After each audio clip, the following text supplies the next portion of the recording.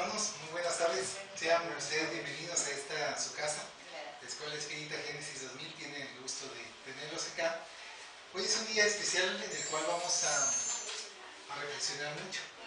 Y dentro de esta reflexión vamos primeramente a pedirle a nuestro Padre que nos bendiga en esta hora para poder nosotros estar en sintonía y entrar en sintonía con los seres de luz. Así que vamos a cerrar nuestros ojitos, vamos a relajar nuestra mente, vamos a relajar nuestro espíritu, vamos a relajar nuestro cuerpo y le vamos a pedir a nuestro Padre Creador que nos bendiga en esta tarde.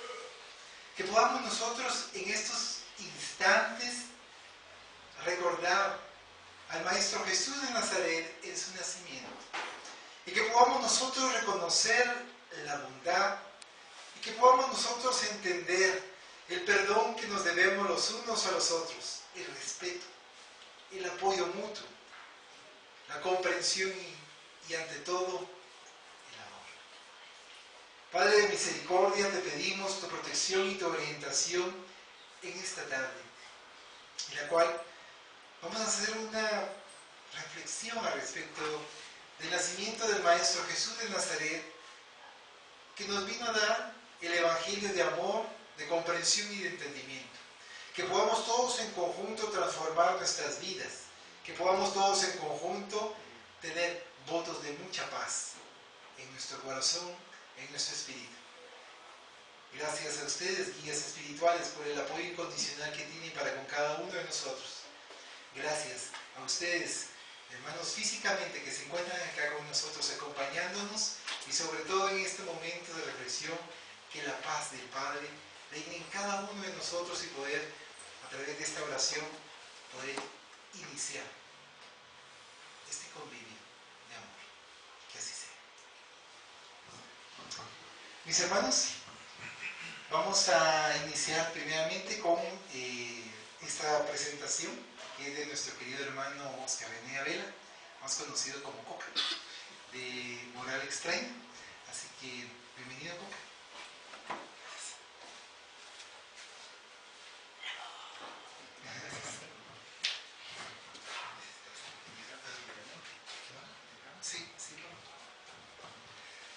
Muy buenas tardes, mis hermanos encarnados y desencarnados, porque no solamente estamos acá los que estamos acá, que están viendo ustedes físicamente acá en la silla, sino también una serie de hermanos que los acompañaron ustedes acá a esta reunión el día de hoy. Pero no se nos asusten, porque ahorita probablemente son protectores los hermanos que están a la par de ustedes, aunque también algún otro hermano que también hemos adquirido en el transcurso de la vida, que nos van acompañando. Y qué bueno que vayan aprendiendo también para estas fechas que se acercan precisamente dentro de 8 días. El nacimiento de Jesús hace más de 2000 años. Fecha en que discrepan muchos autores. Dicen que realmente no fue el 24 de diciembre que nació Jesús, sino que fue en el mes de agosto, ¿verdad? Otros dicen que fue en febrero porque era el signo de Piscis. En fin, hay diversidad de fechas en las cuales consideran que nació Jesús de Nazaret. Sin embargo, universalmente hablando, aquí en el globo terráqueo se ha designado que sea el 24 de diciembre, ¿verdad? Una gran mayoría aplastante, considera que el nacimiento de Jesús de Nazaret fue el 24 de diciembre. Entonces, por eso poníamos ahí de antemano los villancicos para estas fechas, ¿verdad? Como rememorando lo que sucedía hace más de 2000 años, en aquellos tiempos en los cuales recordemos que Jesús venía en un tiempo difícil porque predominaba el paganismo, ¿eh? El paganismo era Roma la que imperaba en esa época, y la mayoría de la sociedad era politeísta, creía en varios dioses. Generalmente eran los hebreos los que creían en un solo Dios. Entonces Jesús vino en esa época a darnos esa nueva enseñanza, a esa nueva moral, ese nuevo evangelio, ¿verdad? Y que nos dice el amado los unos a los otros, ¿verdad? Y por eso, pero este tema de esa moral extraña es extraído del Evangelio según el Espiritismo, capítulo 23, que a su vez son versículos que están extraídos de la Biblia. Esto que vamos a leer acá está plasmado en la Biblia. Y recordemos, mis hermanos, ¿verdad? Sin afán de lastimar a ninguno, ¿verdad? que se ha dicho que la Biblia es palabra de Dios y que no se cuestiona, ¿verdad? Todo lo que está en la Biblia no se cuestiona porque es palabra de Dios, ¿verdad?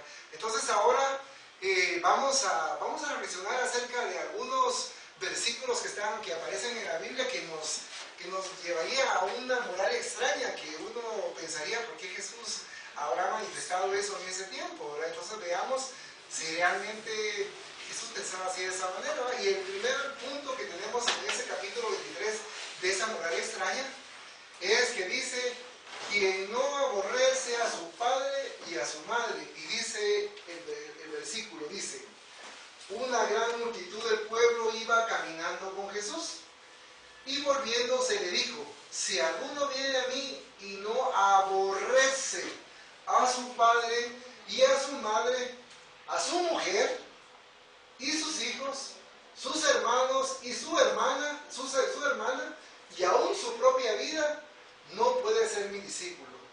Y todo aquel que no cargue su cruz y venga en pos de mí, no puede ser mi discípulo.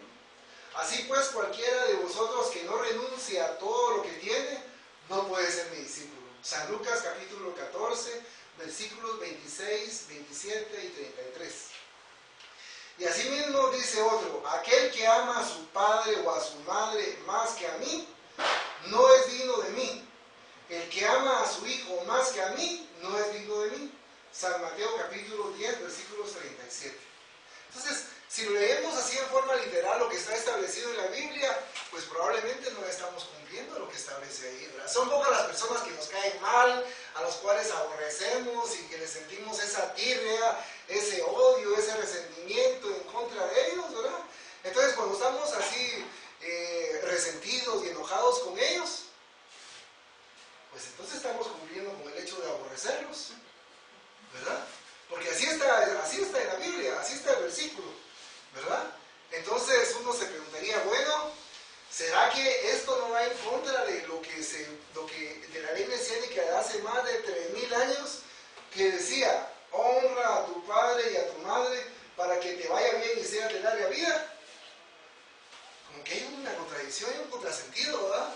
¿Cómo puede venir Jesús y venir, claro, como podría ser, y a contradecir lo que decía Moisés con buen tino? Honra a tu padre y a tu madre.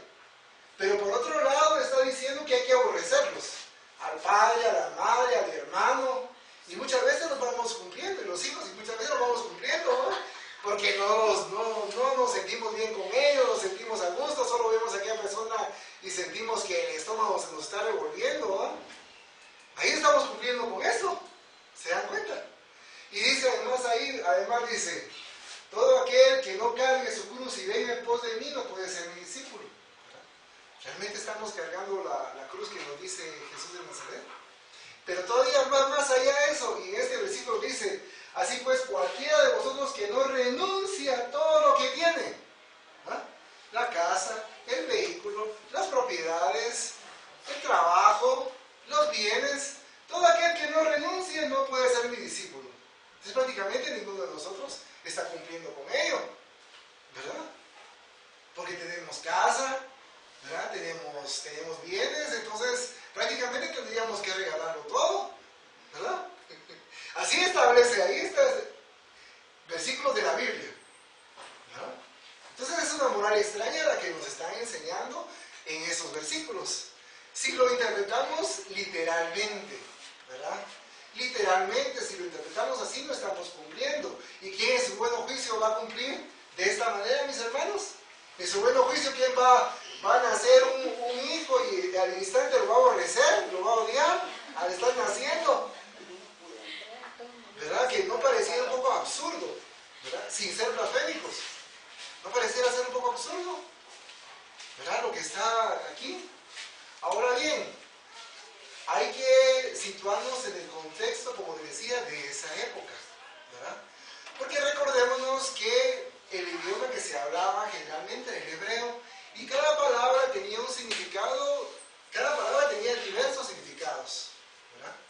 Era ambivalente. Entonces, según los estudiosos acá en el Evangelio, nos enseñan que lo que realmente quiso decir Jesús, si es que lo dijo, Porque fíjense, mis hermanos, que esto fue escrito por lo menos 100 años después de que Jesús estuvo encarnado. Porque cuando Él estuvo vivo, o sea, no vivo sino encarnado, Él no escribió absolutamente nada. Él no vino a escribir, hizo escritura y muy inteligente, porque si lo hubiese escrito, así como Él, nuestro pueblo hubiera alterado, y dijeron, no, esto fue escrito por nuestro maestro, por Jesús de Nazaret, ¿verdad? Hijo de Dios o Dios en su momento. Y entonces así se tiene que cumplir. Como Él nos conocía, no dejó escrito absolutamente nada, ¿verdad? Y entonces vemos ahí lo que sucede. La palabra aborrecer, en hebreo, significaba también significaba no amar tanto como, ¿verdad? Que entonces ahí sí se viene a entender, ¿verdad? Que si a ti viene a mí y no ama tanto a su padre y a su madre y sobre sus hijos, como a él mismo, o sea, como a la vida, a las enseñanzas de Jesús que estaba diciendo, ¿verdad? Entonces ahí se entendía perfectamente lo que quería decir a Jesús. Porque ¿cómo es posible, mis hermanos, que aquel ser que decía ama a Dios sobre todas las cosas y a tu prójimo como a ti mismo, iba a estar diciendo eso? ¿Verdad? Eso es, como les digo, la propia lógica a nosotros nos dice, el espiritismo nos dice que hay que tener una fe razonada, ¿verdad? No una fe ciega. Y la fe ciega sería si nosotros interpretáramos literalmente lo que dice aquí. Y en muchas épocas, mis hermanos, lo ha interpretado literalmente y por eso han visto ustedes que han habido también muchas guerras, ¿verdad? Y los van dejando también. Entonces vemos también cómo es que tenemos que interpretar el mensaje de nuestro Maestro Jesús de Nazaret, que quiso decir que no había que amar, o sea, no aborrecer, sino no amar tanto, ¿verdad? Entonces veamos que tenemos que, al leer esos versículos, tenemos que tener una mente amplia y situarnos en ese contexto. Ahora veamos el siguiente. Ahora dice, el siguiente siempre en esos versículos dice, dejar padre, madre e hijos. Y seguimos con los versículos de la Biblia y nos dice, todo aquel que hubiere dejado por mi nombre su casa o sus hermanos o sus hermanas, o a su padre o a su madre o su mujer, o sus hijos o sus tierras. Por eso recibirá 100 por uno y tendrá por herencia la vida eterna. San Mateo capítulo 19, versículo 29. Y otro versículo dice, entonces Pedro le dijo, por nosotros ved que todo hemos dejado y os hemos seguido. Jesús les dijo, en verdad os digo, que ninguno dejará por el reino de Dios o su casa o su padre y su madre, o sus hermanos o su mujer, o sus hijos, que no recibiráis de este mundo mucho más, y en el siglo venidero la vida eterna. San Lucas capítulo 18, versículos 28, 29 y 30. ¿Qué nos está mandando aquí también? En el anterior versículo, que dejáramos todo, ¿verdad?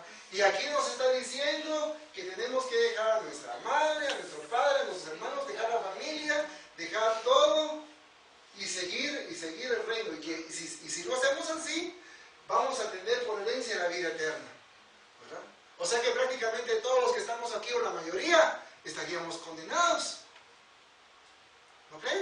Estaríamos condenados porque no estamos cumpliendo estos versículos.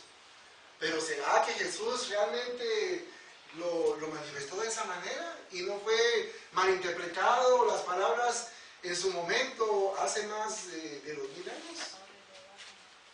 ¿Verdad? Entonces uno se preguntaría, pero ¿cómo está eso? Dejar a la familia que tanto uno ama. Dejarlos ahí y entonces uno seguir el camino de Jesús, porque va a tener uno la vida eterna.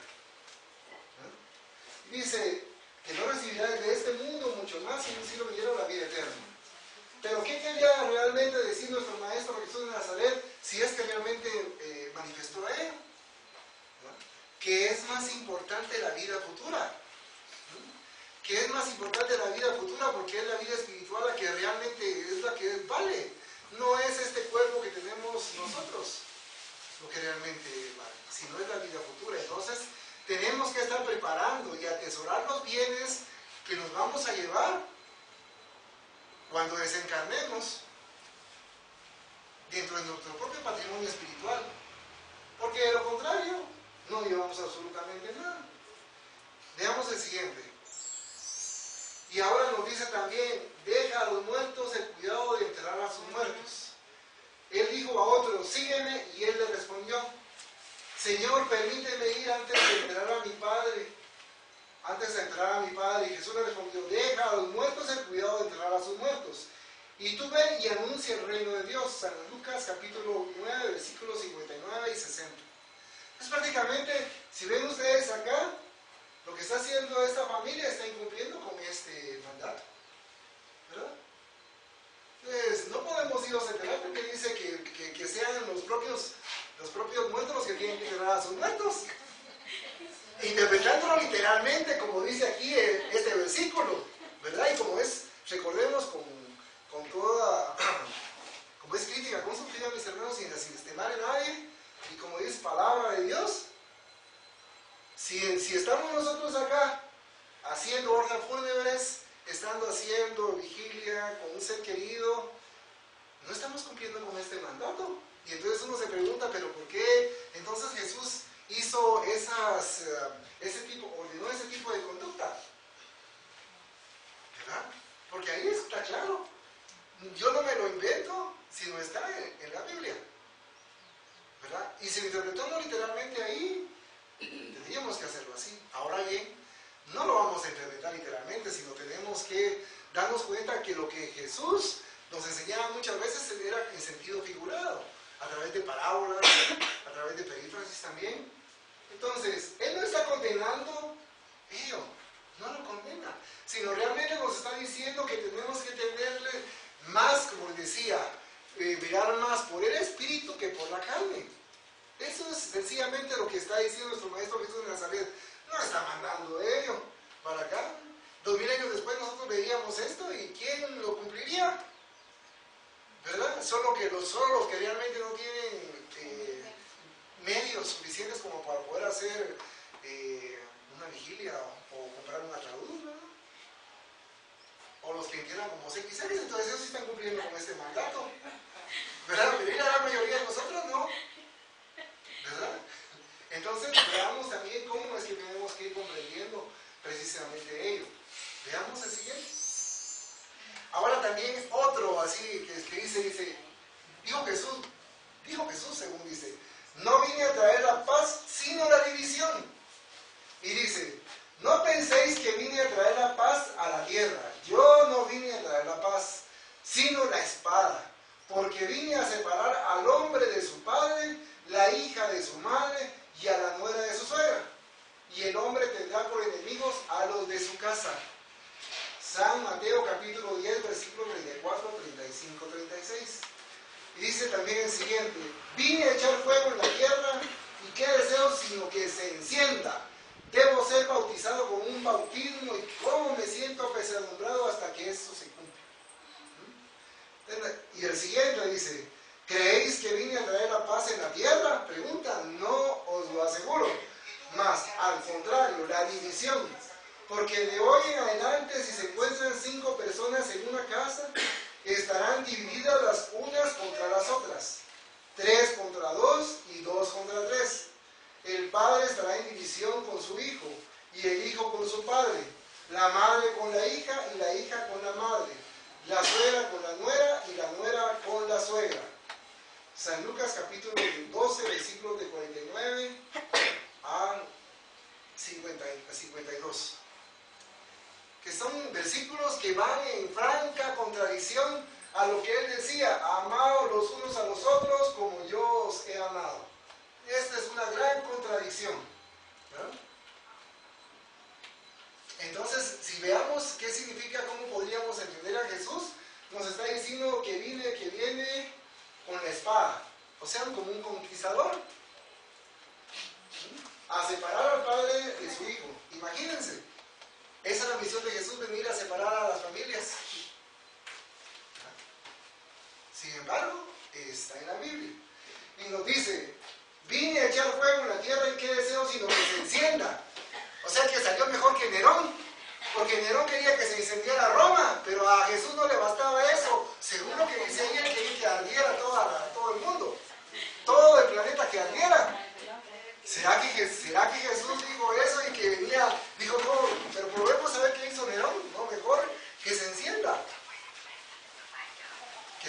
palabras precisamente que se van manteniendo acá en esta parte. Y además que debe ser bautizado y está también presente y está pendiente para saber en qué momento se va a incendiar la tierra. Y acá, que pone la división unos contra otros. ¿Será que en la actualidad, mis hermanos, estamos divididos en las familias? ¿Sí? Estamos divididos, ¿verdad? ¿Y será obra de Jesús?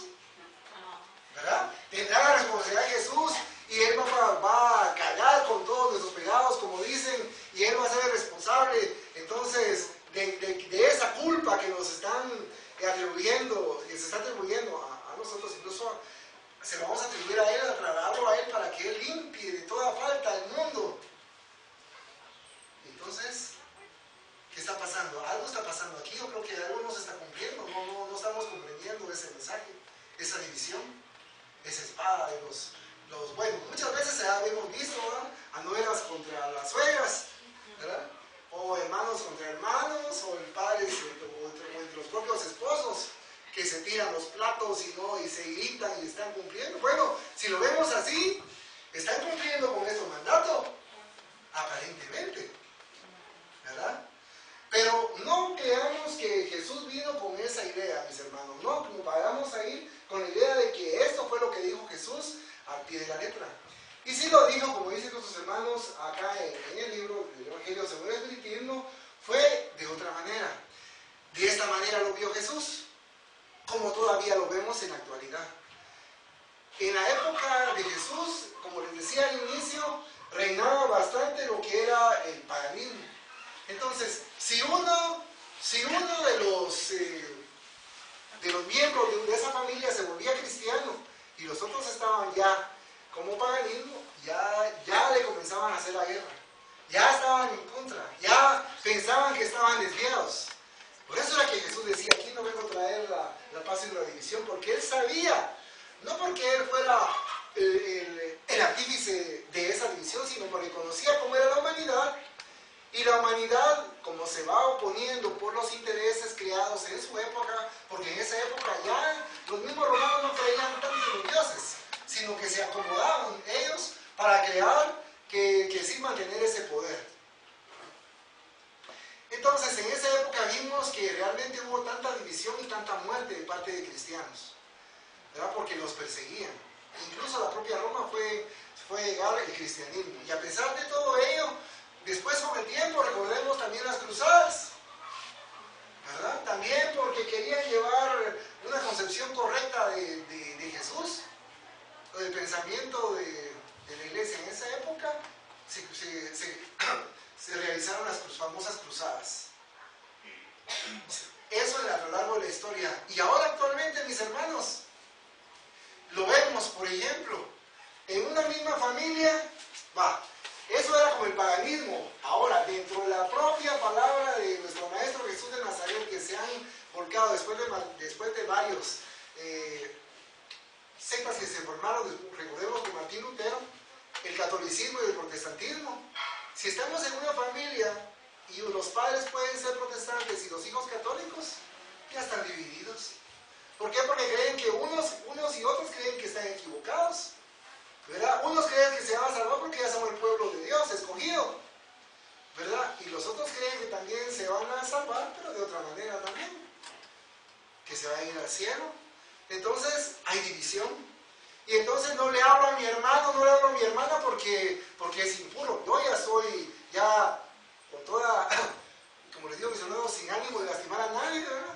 Yo como ya levanté mi mano, ya soy puro. Entonces, pero mi hermano, que está allá siempre en la familia, no lo ha hecho, mejor no voy a su casa porque si no me contamino. ¿Verdad? Me contamino porque no ha aceptado a Jesús todavía como su Salvador. Entonces, estamos unos contra otros. Eso en el mismo seno de la religión cristiana. Los mormones también, ya no digamos los maometanos. Y si vamos más allá todavía con otros seres también que han venido a guiar acá a nuestro mundo, ¿cómo estaríamos